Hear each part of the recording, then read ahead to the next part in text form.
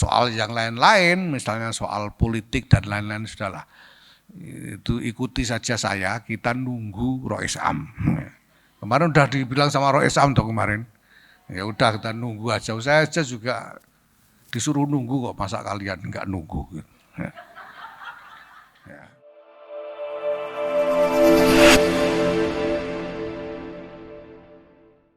Assalamualaikum warahmatullahi wabarakatuh.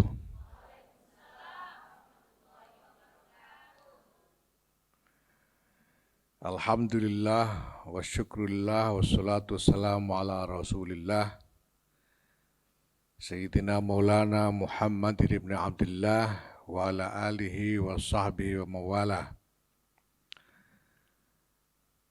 Amma ba'd, yang saya hormati Ketua Umum PP Fatayat NU, sahabat Margaret Aliatur Rohmah, Aliatul Maimunah. Yang Rohmah itu yang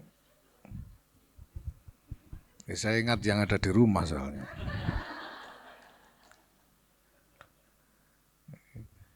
Yang kayaknya ini Ketua Umum Fatayat ini sudah lama mimpi-mimpi ketemu saya ini, sampai grogi. Jajaran PP Fatayat NU yang hadir, yang saya hormati Kepala Dinas Pemberdayaan Perempuan dan Perlindungan Anak Provinsi Jawa Timur, yang saya hormati Bendahara Umum PBNU Pak Gufron Arif. Ini kok ada Bendahara Umum PBNU datang ke sini, ini kayaknya sudah jelas ini yang nanggung urusan.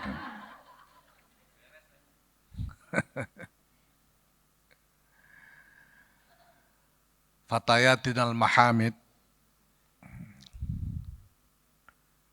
Mahamid itu jamak bentuk plural dari Mahmud, mamah muda. Saya kira sekarang Fatayat ini mungkin perlu dikoyiti dengan Mahmud ini, karena perubahan demografi. Fatayat NU itu dulu diinisiasi sebetulnya, diinisiasi oleh anak-anak usia sanawiyah. Jadi yang menginisiasi, yang memulai melakukan pergerakan di antara perempuan-perempuan muda NU itu adalah anak-anak usia madrasah sanawiyah, bayangkan. Bahkan lebih muda daripada mereka yang menginisiasi berdirinya IPPNU. Karena IPPNU itu dulu diinisiasi oleh pelajar-pelajar aliyah di Solo. Saya tahu karena salah satu pendirinya adalah bibi saya sendiri. Ini Fatayat ini lebih muda. Dimulai dengan keterlibatan dari murid-murid madrasah sanawiyah di Surabaya di dalam Muktamar Nahdlatul Ulama. Itu asal-usulnya Fatayat. Maka saya kira organisasi yang kemudian didirikan ini disebut Fatayat. Karena Fatayat itu sebetulnya hanya satu tingkat di atas Atfal. Di bawahnya Fatayat itu Atfal, anak-anak. Tapi demografi berubah.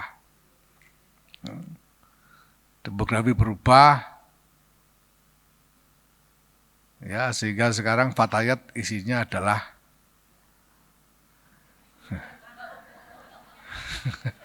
ibu-ibunya Atfal ini, mama-mamanya Atfal. Sama dengan muslimat yang dulu diinisiasi oleh perempuan-perempuan yang mungkin sekarang jadi Fatayat-Fatayat ini, usianya itu.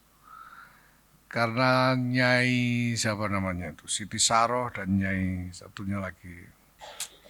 Itu pada waktu tampil untuk meminta peran perempuan di dalam Nahdlatul Ulama usianya baru sekitar 30-an. Saya kira seusia Fatihat ini itu dulu muslimat. Ya. Tapi lagi-lagi ya demografi berubah, yang tadinya muslimat mungkin isinya mantu-mantu anyaran, nah sekarang isinya sudah golek mantu semua gitu. Ya. Nah, ini saya kira juga alami karena terjadi juga di semua bagian dari organisasi Nahdlatul Ulama ini. NU sendiri juga begitu. Jadi secara alami memang menua. Secara alami menua. Ya mungkin antara lain karena yang muda-muda ini sudah hadir, tapi yang tua-tua juga belum mati jadinya ya. Akhirnya menua. Ini bisa bayangkan bagaimana NU ini Kiai Wahid Hasyim itu menjadi ketua umum PBNU itu umur 26 atau 28 tahun. Menjadi ketua umum PBNU. 26 tahun saya kira usia beliau. Ya.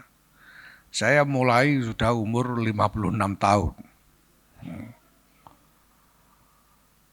Gus Dur itu menjadi ketua umum PBNU umur 44 tahun. Makanya di akhir dari periode ketiganya, beliau ketua umum 3 periode, di akhir 3 periode itu belum 60 tahun, masih 59 Gus Dur. Ya tapi secara alami memang semuanya menua, termasuk postur organisasi menua. Ya. Fatayat yang tadinya sebetulnya adalah remaja, ini organisasi remaja. Sama dengan Ansor itu. Ansor itu didirikan untuk santri-santri muda usia 15 tahunan. Maka didirikan sebagai organisasi pandu. Nah sekarang yang jadi anggota Ansor, anaknya sudah umur 15 tahun sekarang. Ya, sama dengan Fatayat ini. Nah, apa konsekuensinya? Konsekuensinya adalah pembagian peran itu kemudian bergeser. Jadi ada pergeseran-pergeseran dalam pembagian peran. Nah, seharusnya peran yang tadinya dipegang oleh generasi terdahulu, ini kemudian dialihkan kepada generasi yang datang kemudian. Maka misalnya yang peran dulu dilakukan oleh Muslimat Nahdlatul Ulama dulunya, awal-awalnya, mestinya sekarang dilimpahkan kepada Fatayat. Nah Muslimat disuruh apa? Muslimat ngurusi peran yang muncul kemudian, yaitu perannya ibu-ibu yang sudah sepuh gitu ya. Karena itu baru hadir kemudian, sama dengan di NU ini. Ya. Nah, banyak peran yang dulu dilakukan oleh NU sendiri, ya memang harus digeser atau dilimpahkan kepada generasi yang lebih muda. Sementara yang tua ini ngurusi hal-hal yang dulu belum sempat atau belum bisa diurusi ketika masih muda. Nah ini pergeseran-pergeseran ini yang harus kita kelola dengan baik. Supaya organisasi ini tetap mampu hadir secara valid di tengah-tengah masyarakat. Saya sering bicara soal ini kepada pengurus-pengurus NU juga, bahwa NU ini harus hadir secara valid. Ya. Yang pertama valid secara legal, itu artinya bahwa semua organ kepengurusan, semua organ organisasi ini, organ jamiah ini harus betul-betul bisa dipertanggungjawabkan secara legal keberadaannya. Kalau ada pengurus wilayah atau pengurus cabang sama dengan pengurus ranting, ini harus pembentukannya sungguh-sungguh sesuai dengan norma organisasi yang ada. Itu namanya valid secara legal. Dan valid secara operasional. Artinya bahwa yang dikerjakan oleh organisasi ini bisa dirasakan betul manfaatnya, pengaruhnya di tengah-tengah masyarakat. Nah, untuk menjadi terus valid secara operasional ini, valid secara strategis ini, kita harus mampu mengelola macam-macam dinamika, termasuk dinamika demografis ini.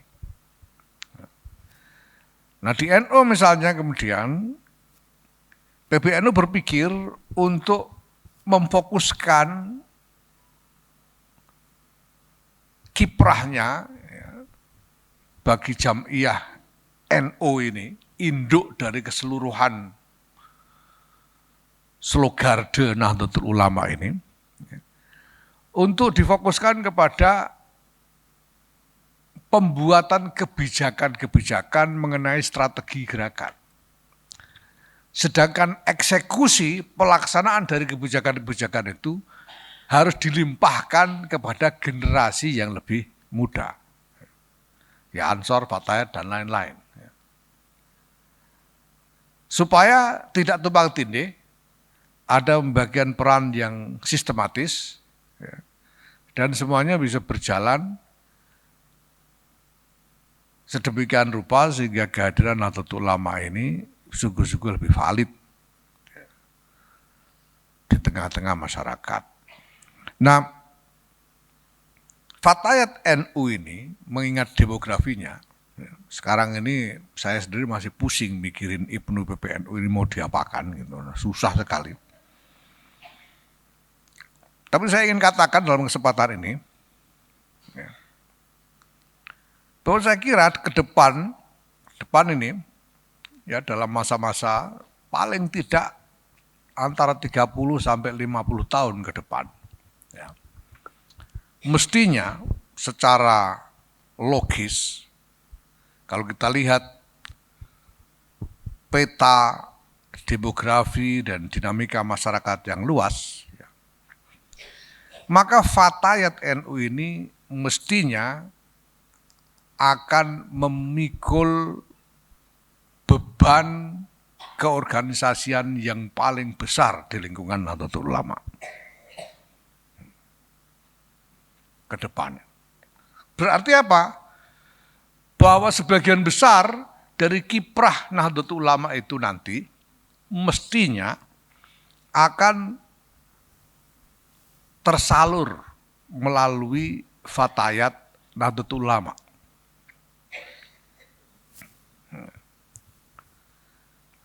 Ini kalau dilihat mukanya ini mikir aja masih bingung, ini kok bisa gitu. Tidak apa-apa, tapi sudah ini saya minta ada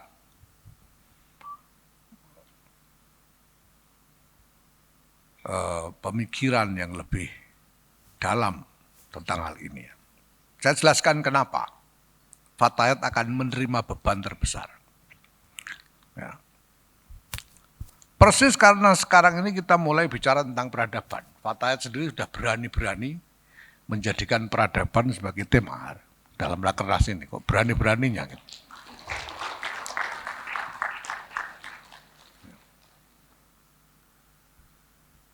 Peradaban itu, sahabat-sahabat sekalian, adalah keseluruhan konstruksi masyarakat.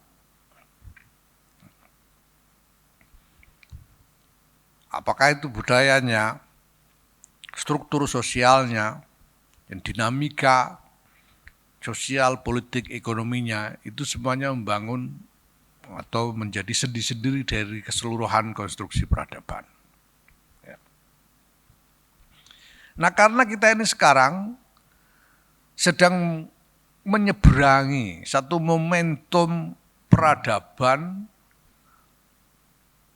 yang sedang berubah secara fundamental. Ini peradaban ini sedang berubah secara fundamental dan masif. Kalau tidak merasakan ini berarti kurang gaul. Ada begitu banyak hal yang tiba-tiba hadir di tengah-tengah kita yang sebelumnya tidak terbayangkan. Saya tahun 80-an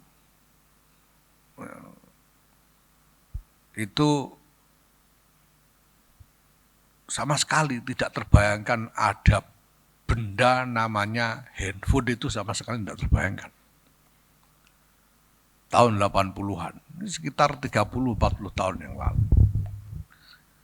Dan sekarang tiba-tiba semua orang pegang handphone. Struktur internasional seperti yang kita hidupi hari ini tak terbayangkan sebelumnya. Sama sekali tak terbayangkan. Walhasil pokoknya kita ini sedang menghadapi perubahan-perubahan fundamental. Dan perubahan fundamental itu pertama, jelas membutuhkan respons yang tepat. Bagaimana kita menanggapi perubahan ini. Ya. Buat banyak orang, impuls yang pertama kali muncul, ya, dorongan yang pertama kali muncul adalah melawan. Karena pada dasarnya orang itu tidak suka perubahan. Kalau ada perubahan biasanya grogi. Kayak ketua umum Fatayat tadi. Biasanya tidak ada ketua umum PBNU, sekarang ada ketua umum grogi dia gitu. Impulsnya itu sering melawan. Maka wajar sebetulnya kalau ada muncul radikalisme, terorisme, macam-macam bentuk ekstremisme di berbagai kalangan, bukan cuma Islam. Ini adalah impuls melawan perubahan yang sedang terjadi dengan cepat. Nah, maka pertama-tama kita harus membuat sejumlah pilihan-pilihan untuk menjadi keputusan tentang sikap kita di dalam menghadapi perubahan-perubahan itu. Ini yang pertama. Ini pekerjaan paling berat, tanggung jawab paling besar yang dipikul oleh Nahdlatul Ulama. Bagaimana sikap kita menghadapi perubahan-perubahan ini? Ini yang pertama. Nah, yang kedua, yang kemudian menjadi pekerjaan utama, menjadi pekerjaan utama di dalam mengarungi perubahan itu adalah transformasi masyarakat. Dan transformasi itu menuntut strategi yang total, yang mendalam di dalam keseluruhan struktur masyarakat sampai kepada nilai-nilai dan cara berpikir masyarakat itu sendiri. Tidak bisa kita mengarungi kehidupan hari ini dengan cara berpikir tahun 80-an, itu sudah tidak bisa. Dan tidak bisa lagi. Kita butuh cara berpikir yang baru. Kita tidak bisa mungkin nilai-nilai yang dulu menjadi pegangan kita, ya, tahun 70-an, 80-an. Ya, saya tidak tahu ini sudah pada lahir apa belum tahun 80-an. Ya. Masih belum lahir atau 80-an. Ya. Dulu itu ya, tahun 70-an, itu kan NU itu masih menjadi bagian dari P3 dan punya wakil di parlemen. Nah, waktu itu ada diajukan oleh pemerintah rancangan undang-undang perkawinan. Rancangan undang-undang perkawinan. Yang di dalam rancangan undang-undang baru itu disyaratkan bahwa untuk menikah lagi suami wajib mendapatkan izin dari istri yang pertama. Nah, itu NU menolak sedemikian rupa sampai walk out. Sampai walk out. Kalian bayangkan ini mindset Noah. Saya tidak tahu ini. Kalau itu terjadi pada masa-masa ini, itu akan jadi persoalan besar. Nah ini yang perlu kita renungkan, bahwa nilai-nilai yang dulu, karena waktu itu pokoknya tidak mau ada undang-undang yang menyelisihi fikih sama sekali, itu tidak mau. Karena fikihnya itu boleh kawin lagi dengan baik istrinya yang tua tahu dan atau enggak, nggak masalah, mau diatur-atur, itu sampai ditolak sampai walk out. Nah sekarang udah mungkin lagi kita pertahankan yang semacam itu. Nah ini berarti bahwa kita membutuhkan strategi transformasi sosial yang mendalam, yang sampai kepada basis nilai-nilai di tengah-tengah masyarakat kita. Nah, kalau kita ingin membangun strategi untuk melakukan transformasi nilai-nilai, transformasi cara berpikir, ya, bentuk strategi apapun yang hendak kita buat itu tidak bisa tidak ada pilihan lain selain harus melibatkan perempuan. Ya. Nggak bisa kalau cuma laki-laki aja yang menjalankan strategi, itu tidak bisa. Harus melibatkan perempuan. Dan perempuan yang dilibatkan itu terutama ya Mahmud ini.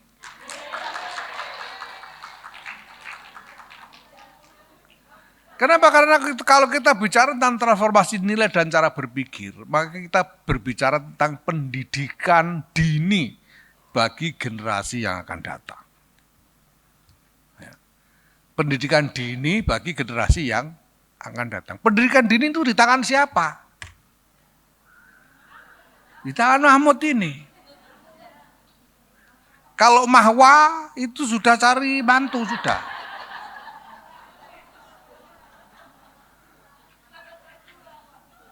Mama tua maksudnya. Ini Mahmud ini yang harus mendidik anak-anak dalam pendidikan dini mereka. Mahmud ini yang dimaksud oleh Kartini sebagai madrasah pertama dari anak-anak.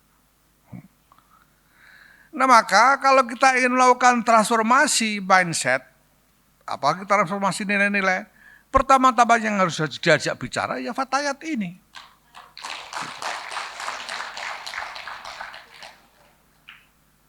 Bagaimana kita mengharapkan generasi baru nanti punya cara berpikir baru, punya kapasitas-kapasitas baru, kalau tidak bergantung kepada ibu-ibunya yang sekarang mendidik mereka. Nah, itu sebabnya saya katakan bahwa nanti beban pekerjaannya NU itu terbesar ada di tangan Fatayat.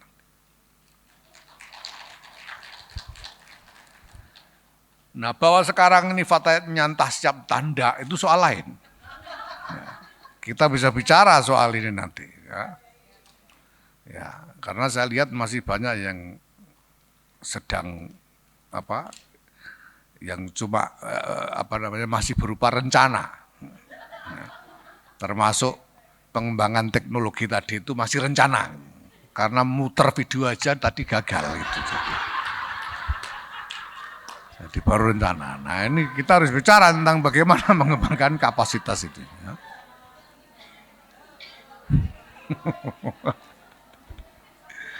Nah, termasuk banyak hal, saya terus terang saja, saya mau bicara terbuka.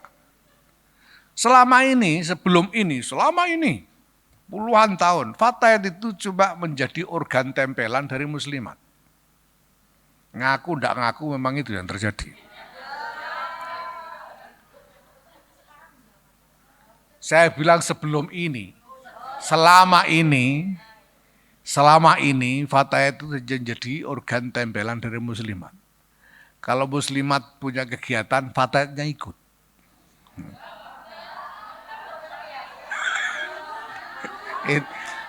Udahlah, saya bilang ngaku ndak ngaku, ngaku ndak ngaku, selama ini itu yang terjadi.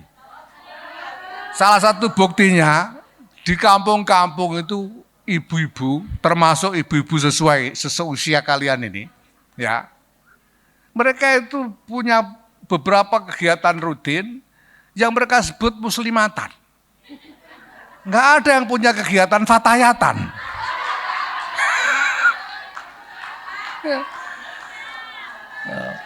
Saya bisa mengerti kalau banyak yang tidak terima di antara fatayat ini. Ya,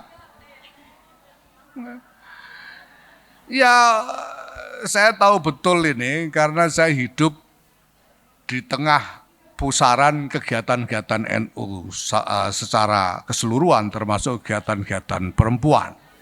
Ya. Ya, saya kan bilang sebelum ini. Sejak saat ini direncanakan, nah itu. Kan baru begitu. Sejak saat ini direncanakan. Sebelum ini memang itu yang terjadi. Kenapa saya sampaikan ini? Ya karena saya ingin supaya kesadaran untuk menggeser peran ini sungguh-sungguh ditegakkan, ditanamkan di antara sahabat-sahabat semua. Nah, ketika demografi berubah, bahwa yang sekarang yang mengendalikan muslimat sudah generasi yang lebih tua dari sebelumnya, sementara generasi yang lebih muda ini tidak mengembangkan kapasitas peran yang lebih kuat, ini akan menjadi masalah besar. Akan menjadi masalah besar. Nah, kita perlu menggeser ini semua. Kalau kita perhatikan sahabat-sahabat sekalian, sebetulnya semua urusan khidmah Nahdlatul Ulama, ya, semua urusan khidmah Nahdlatul Ulama itu sebetulnya terkait dengan urusan generasi kalian. Sekarang ini misalnya kita menjalankan gerakan keluarga maslahat NU. Keluarga maslahat ini keluarga yang mana yang kita address? Ya keluarga kalian. Keluarga dari generasi kalian yang kita address. Ya. Kalau bicara keluarga, keluarganya siapa? Karena kalau keluarganya muslimat, itu sudah keluarga besar. Gitu loh. Itu sudah keluarganya mantu, keluarganya cucu. Tapi kalau kita bicara tentang keluarga maslahat yang diadres adalah keluarga dari generasi fatayat ini. Gitu loh. Nah ada yang bicara ansor. Ya. Saya tidak tahu kenapa ini menjadi persoalan. Tar dulu. Karena sebetulnya keputusan untuk membangun struktur satgas seperti ini, seperti yang kita bentuk ini, ya, ini persis menyesuaikan dengan kondisi real dari banom-banom yang ada. Saya juga mau bicara terus terang sekarang, bahwa vitalitas fatayat masih kalah jauh dari ansor. Kalian baru mulai kaderisasi sejak kapan? Reguler. Sejak kapan apa? Saya sendiri yang memulai kaderisasi reguler sejak tahun 2011 untuk ansor. Dan mohon maaf saya belum lakukan untuk fatayat.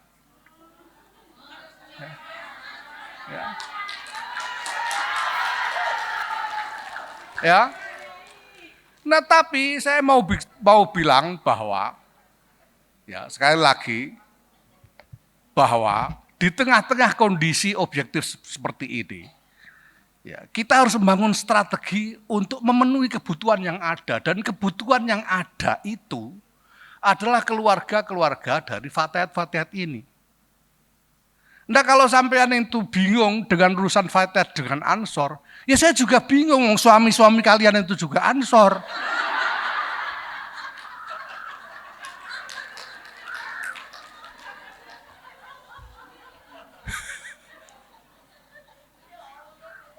Iya. Tapi jelas bahwa yang diadres itu adalah keluarga dari generasi kalian. Iya Fatah dengan Ansor lah.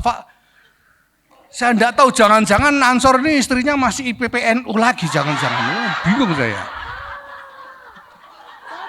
Fatahnya umur berapa, Ansornya berapa? Ya. Tapi walhasil, yang kita adres adalah keluarga yang memang sedang dalam pertumbuhannya. Ya.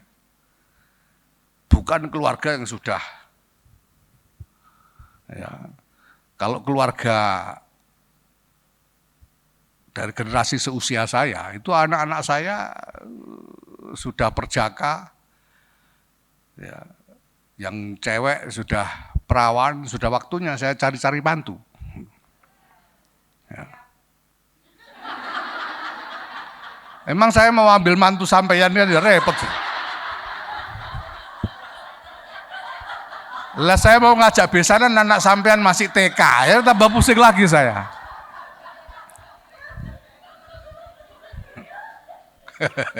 Walhasil ya sekali lagi, ini adalah keluarga yang sedang tumbuh, yang menjadi adres dari semua ini.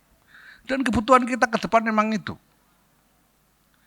Nah maka sebetulnya ini kalau Fatah ini sudahlah, kalau soal apa namanya ego organisasi ini abaikan saja sekarang.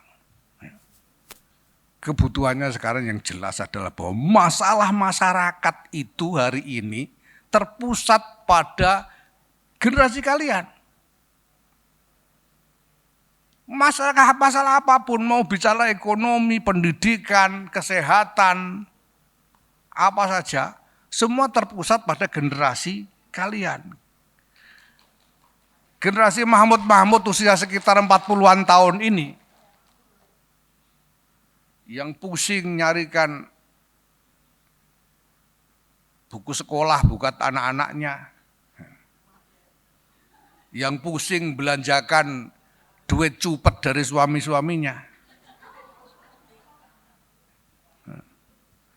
yang pusing, yang masih repot ngajarin ngaji anak-anaknya dan sebagainya.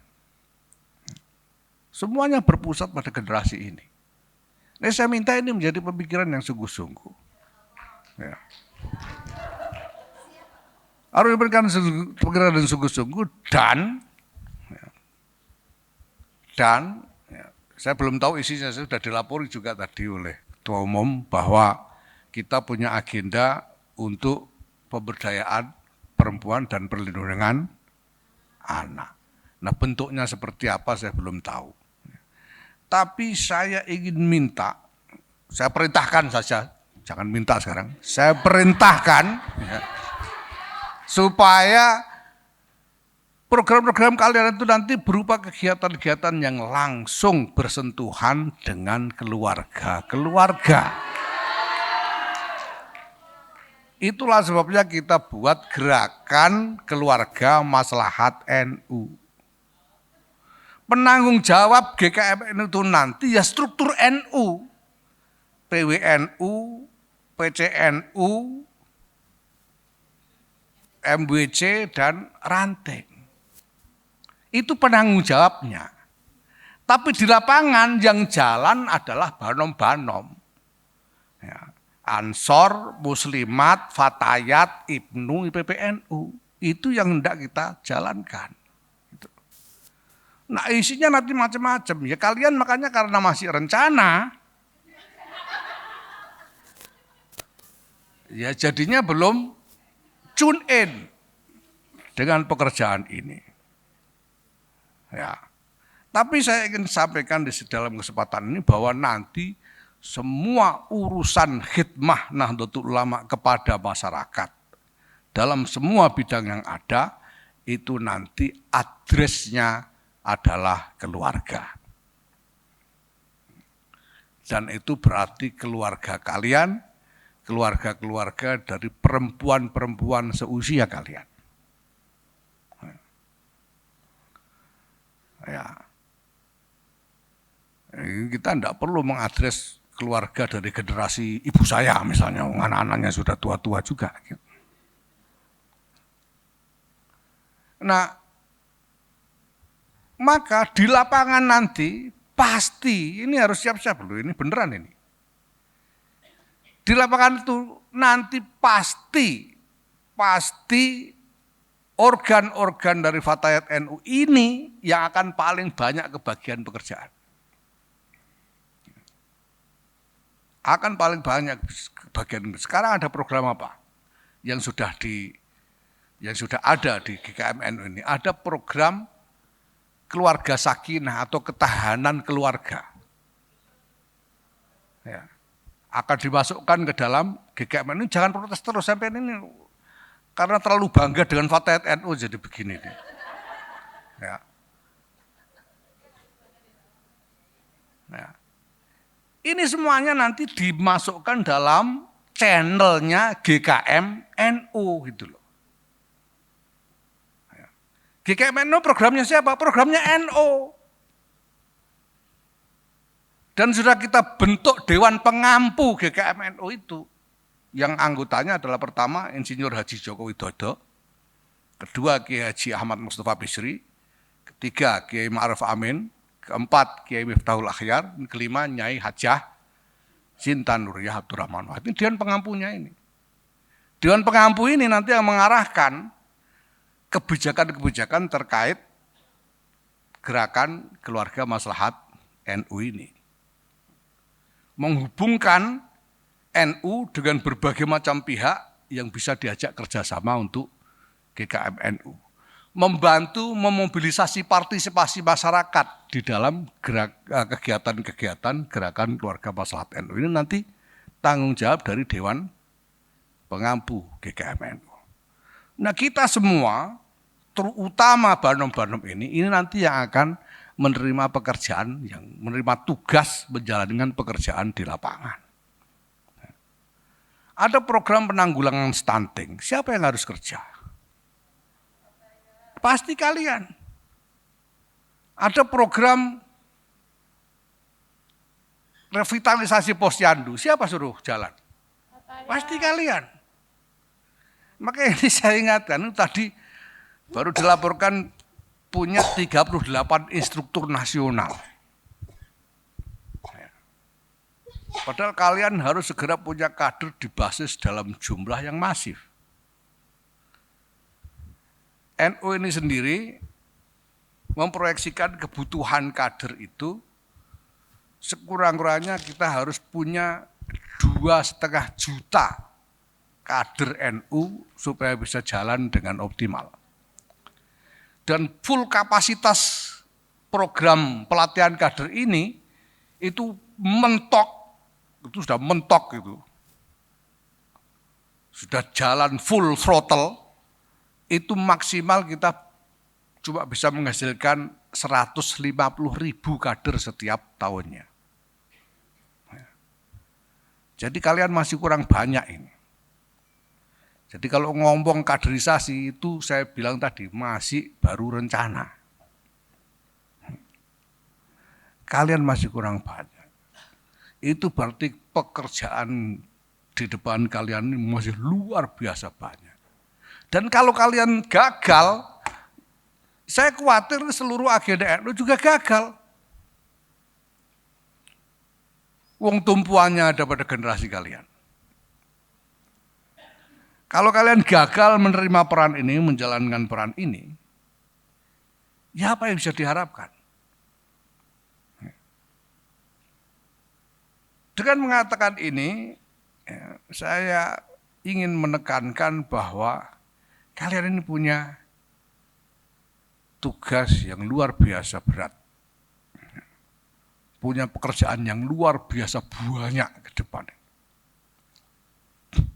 Yang pertama-tama adalah merekrut dan melatih kader-kader yang mampu diserai tugas untuk menjalankan pekerjaan-pekerjaan di lapangan. Itu adalah tugas pertama yang harus kalian hadapi. Ya, yang lain-lain soal nanti. Menurut saya, ya, isu-isu yang abstrak, ya, isu-isu yang masih terlalu abstrak, itu bisa menunggu. Isu-isu yang abstrak itu bisa menunggu, nanti diurus belakangan bisa. Yang sudah tidak bisa ditunda itu adalah pekerjaan di lapangan. Nah, sekarang ini misalnya saya sudah targetkan bahwa September ini mulai kegiatan GKMNU dan Oktober ini harus sudah jalan di 3 provinsi sekurang-kurangnya, Jawa Timur, Jawa Tengah, dan DIY. Jadi saya minta PP Fatayat NU itu menyiapkan barisannya sampai ke bawah, supaya mereka bisa jalan. Nah, kami bisa melakukan sendiri, tidak boleh. Tidak boleh melakukan sendiri-sendiri. Karena ini bukan hanya soal bagaimana kita menjalankan kegiatan-kegiatan organisasi masing-masing. Ini adalah juga strategi supaya di antara sekian banyak organ Nahdlatul Ulama ini terjadi persentuhan, pergulatan bersama, pengalaman bekerja bersama, sehingga tahu bagaimana membagi posisi dan peran masing-masing ke depan. Kalian ini selama ini ngurus diri sendiri dan nggak mau tahu urusan yang lain. Seperti yang lain juga sama. Ngurusi diri sendiri nggak mau tahu urusan kalian. Saya itu ketemu dengan cabang-cabang di mana-mana. Di antara keluhan mereka yang paling banyak muncul adalah bahwa Banom-Banom ini tidak nurut kepada PCNU. Tidak nurut kepada PCNU, jalan sendiri-sendiri. Nah, itu keluhan yang paling sering muncul. Dan saya bilang, dan mereka mempertanyakan sebetulnya bagaimana sih kedudukan struktural antara NU dengan Banom ini. Mereka minta supaya segera dirumuskan. Mau segera dirumuskan gimana? Rumusannya sudah ada. Rumusan tentang hubungan NU dengan Banom itu kan sudah ada. Masalahnya tidak pernah terjadi kegiatan yang melibatkan semua organ ini bersama-sama. Sehingga ada aturan tapi tidak ada wahana untuk menerapkannya. Nah, maka saya bilang ini semua ini kegiatan dari NU dan Banom-Banom ini harus dimuarakan dalam satu saluran, yaitu Gerakan Keluarga Maslahat NU. Ya. Ini yang paling mendesak ke depan ini. Ya, gimana caranya? Ya, saya tahu bahwa ada kendala-kendala hubungan antara satu Banom dengan Banom yang lain. Ada kendala-kendala komunikasi satu sama lain, pasti ada. Tapi kita harus paksa supaya ini bisa jalan bersama-sama. Karena tanpa ini perkembangan Jam'iyah NU ke depan ini akan tidak bisa dikonsolidasikan dengan baik. Nah, soal yang lain-lain termasuk soal internasional apa ini, ya. Saya tuh soal PCI NU itu saja juga ya kita sapa sejauh hal-hal yang menjadi kebutuhan mereka di sana, itu saja. Tapi kita bisa belum merumuskan tentang apa yang bisa dijalankan oleh PCI ini untuk mendukung agenda internasionalnya NU, itu belum bisa. Saya menduga dan agak yakin bahwa Fatayat ini juga nantinya akan menghadapi hal yang sama. PCI-nya itu mau disuruh apa? NU sekarang ini punya agenda-agenda internasional, tapi tidak mudah untuk dieksekusi karena banyak di dalam agenda-agenda internasional NU itu punya dimensi politik, punya konsekuensi politik internasional. Sementara negara-negara itu jelas punya kepentingan yang berbeda-beda. Nah, kalau pada satu saat agenda internasional NU ini ternyata menggesek kepentingan dari satu negara yang di situ ada PCI-nya, nah ini apa akibatnya? Kalau negara-negara terbuka seperti Amerika, Eropa mungkin tidak ada masalah. Tapi bagaimana dengan negara-negara seperti Cina, Saudi, dan lain-lain yang lebih tertutup? Kalau kemudian NU punya agenda yang menyinggung kepentingan mereka, ya, maka ya kita harus ukur-ukur dengan bijaksana ini kehadiran PCI-PCI di berbagai negara ini, termasuk PCI Fatayat ini. Ya. Sebetulnya prinsip saya itu tidak rumit-rumit. Kalau kita bikin sesuatu harus ada gunanya. Dan kegunaan itu harus bisa terkait dengan keseluruhan sistematika organisasi. Jangan sampai kita bikin sesuatu kemudian lepas dan tidak nyambung dengan sistematika utama organisasi, yang kemudian berjalan sendiri tanpa bisa dikendalikan oleh organisasi. Ini akan merepotkan sekali. Nah, maka kalau Fatayat ini mau mengembangkan jaringan internasional, ya, pikirkan model yang memastikan kemanfaatannya gitu. Jangan kalian cuma bikin struktur dan lalu enggak tahu apa gunanya struktur itu di sana. Nah, makanya saya bilang kalau untuk agenda-agenda besar yang abstrak seperti ini, bolehlah menunggu sedikit nanti. Ya. Yang pertama kali harus dikerjakan sekarang adalah tugas-tugas yang sudah ada di depan mata. Yaitu bagaimana Fatayat-Fatayat ini, kader-kader Fatayat ini hadir, sungguh-sungguh hadir di tengah keluarga-keluarga yang ada di dalam masyarakat kita. Kalau ini bisa dijalankan, nanti akan kelihatan, akan terasa nanti di mana ini posisi Fatayat di tengah struktur NU. Di mana posisi Muslimat, Fatayat, IPPNU ini nanti akan segera kelihatan. Enggak kayak sekarang.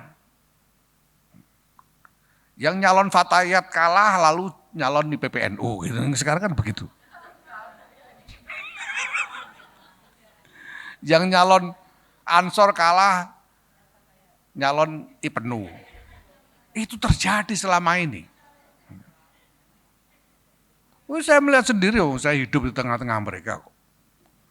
Tahun 80-an sampai ya awal 2000-an.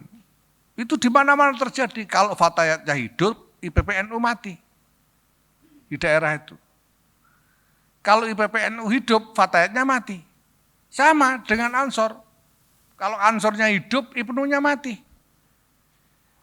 Kalau IPNU-nya hidup, Ansornya mati. Karena isinya sama orangnya. Nah, itu masalah kita. Nah, ke depan ini kita harus atur kembali ini supaya jadi sistematika yang baik. Sehingga ketika kita membangun strategi, bagi pekerjaannya itu jelas diserahkan ke siapa. Sekarang ini dengan demografi yang ada, saya bisa sampaikan bahwa kita harus terima bahwa Fatayat ini memang ya wadahnya Mahmud ini. Gitu. Makanya kalau sampean sudah terlalu tua, anak sampean sudah gede-gede, jangan ngotot tetap di fatayat gitu loh. Gitu ya. Lah muslimatnya masih apa namanya belum regenerasinya direbut apa gimana tarung di sana kok masa nunggu. Sampai ini gimana? Loh memangnya saya nunggu jadi ketua umum PBNU ini? Memangnya saya nunggu? Enggak. Ya kalau memang enggak bisa ditunggu ya enggak apa-apa.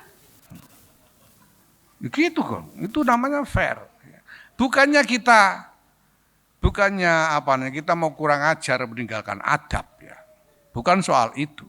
Tapi kalau memang Anda punya kapasitas, punya gagasan, punya visi yang valid, kenapa tidak? Gitu. Ya, nah makanya, kenapa kalau sekarang Fatayat mau tarung kalah terus? Itu bukti bahwa basis kalian kalah kuat dengan basis muslimat yang ada. Itu menjadi masalah sekarang. Ngaku nggak ngaku itu yang menjadi realitas. Nah maka sekarang saya bilang bahwa keadaan ini tidak boleh dipertahankan. Sebab kenyataannya kita butuh mengadres generasi ini gitu loh. Tidak bisa enggak, generasi ini harus diurusi. Yang ngurusi itu loh siapa gitu. Itu kan masalah kita sekarang. Ya. Yang tidak ada pilihan buat PBNU selain bertaruh kepada Fatayat, terutama nantinya. Nah maka saya minta segera dilakukan upaya-upaya konkret yang skalanya cukup besar untuk segera melakukan akselerasi peningkatan kapasitas kader-kader Fatayat ini. Nah ini kesempatan kalian dengan agenda GKMNU ini, yang semuanya programnya sudah kita ambilkan, PBNU yang mengambilkan program dari berbagai pihak. Macam-macam, ada yang dari Kementerian Pendidikan, Kementerian UKM, dari Kementerian Agama dan lain sebagainya, itu sudah diambilkan, tinggal menjalankan. Anggarannya sudah ada. Nah sekarang tinggal bagaimana Fatayat ini merekrut tenaga-tenaga pelaksana di lapangan untuk bisa engage dengan keluarga-keluarga ini. Ya, ini pekerjaan serius loh, dan pekerjaan besar betul ini. Untuk 3 provinsi saja ini kita akan melibatkan tidak kurang dari 17.000 desa. Nanti tolong dihitung 3 provinsi ini sementara ini ya. Sambil yang lain siap-siap, Jawa Timur, Jawa Tengah, DIY ini, ya tolong dihitung kader Fatayat di 17.000 desa. Ini siap apa enggak untuk kerja. Ya. Nah yang lain-lain siap-siap ini, sebentar lagi Jawa Barat, Banten, DKI, nyebrang ke Lampung, Sumatera Selatan dan seterusnya. Ya. Ini saya minta segera dilakukan konsolidasi sampai ke tingkat basis untuk ini. Dan itu butuh banyak sekali orang. Satgas itu kan isinya cuma 1 desa 7 orang. Tapi kita butuh lebih banyak. Karena misalnya untuk revitalisasi posyandu, itu 1 posyandu butuh 15 sampai 20 orang operator. Untuk 1 posyandu itu. Padahal 1 desa itu mungkin butuh lebih dari 1 posyandu, apalagi di Jawa seperti ini, apalagi nanti di luar Jawa. Ya, karena penduduk terpencar berjauhan satu sama lain. Nah saya minta ini menjadi agenda utama dari Fatayat. Kalau kalian punya misalnya program pemberdayaan ibu dan perlindungan anak, jalankan aja dalam skema GKMNU itu, masuk ke sana. Dan nanti kader-kader Fatayat yang menjalankan di bawah. Kalau ada program untuk tadi itu, NIP ya, nomor induk berusaha. Ya, itu masukkan ke dalam program ini supaya pengelolaan keluarga-keluarga ini menjadi komprehensif. Bahwa kita mengadres masalah keluarga ini secara utuh. Tidak terlepas-lepas satu sama lain. Nah, harapan yang kita punya ketika menetapkan agenda dan strategi ini adalah bahwa ke depan dalam waktu yang tidak terlalu lama, masyarakat ini akan segera sungguh-sungguh merasakan kehadiran Nahdlatul Ulama sebagai pembawa maslahat bagi masyarakat. Kehadiran Nahdlatul Ulama loh ini ya, bukan cuma Fatayat tok, tapi Nahdlatul Ulama. Karena ini sekarang yang sedang ditunggu oleh masyarakat. Ya. Soal yang lain-lain, misalnya soal politik dan lain-lain sudahlah. Itu ikuti saja saya, kita nunggu Rois Am. Kemarin udah dibilang sama Rois Am tuh kemarin. Ya udah kita nunggu aja. Saya aja juga disuruh nunggu kok, masa kalian enggak nunggu. Ya, udah nunggu aja sudah enak. Itu ya. Karena yang penting soal politik ini yang penting kan kita lewat dengan selamat, itu aja yang penting. Ya, ini cuma tempat lewatan saja. Ini bukan pusat kepentingan kita. Karena positioning Nahdlatul Ulama sekarang sudah bergeser, tidak lagi politik. Nah, ala kulli hal saya ucapkan selamat dengan penyelenggaraan Rakernas ini. Saya tahu sahabat-sahabat telah memeras pikiran, berdiskusi dengan serius untuk merumuskan berbagai hal. Mudah-mudahan apa yang telah menjadi hasil dari Rakernas Fatayat NU ini nanti sungguh-sungguh bisa terlaksana dengan nyata. Ya. Saya mau lihat juga ya nanti, ya, beneran apa enggak ini setahun ke depan ini ya. Awas kalau enggak ya.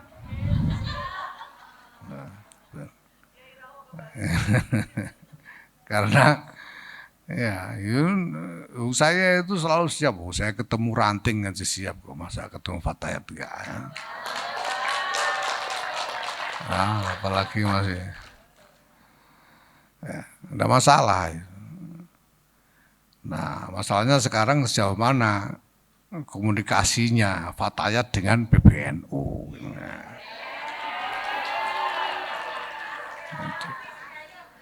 Nah, ya. Nah, sahabat sekalian saya hormati, ya, dengan pengharapan kepada Barakah Allah Subhanahu wa Ta'ala, ya, dan dengan mengucap puji syukur atas pertolongan Allah untuk kita semua, mari kita tutup Rakernas Fatayat Nahdlatul Ulama tahun 2023 ini bersama-sama dengan hamdalah. Alhamdulillahi Rabbil Alamin. Terima kasih. Wallahul muwaffiq ila aqwamit thoriq. Wassalamualaikum warahmatullahi wabarakatuh.